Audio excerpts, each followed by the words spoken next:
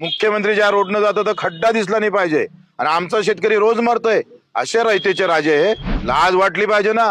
रोज 400-500 लोक मरतात दरवर्षी। प्रत्येक शहरात जाळ्या टाकणार बिबट्याला पकडण्यासाठी, त्याचे 200 कोटीचं बिल काढणार आणि 2 कोटीच्या जाळ्या निर्माण करणार। जाऊ तिथं खाऊ। धडकला का आतापर्यंत जवळपास 5 जणांचं जे आहे ते त्यांच्यावर हल्ला बिबट्याने नागपूरमध्ये चढवला।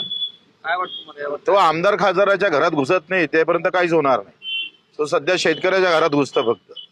तो तुमच्या मीडियावाल्याच्या घरात घुसला पाहिजे, कलेक्टरच्या घरात घुसला पाहिजे, त्या आमदार खासदाराच्या घरात घुसला पाहिजे, मग यांना जाग येणार।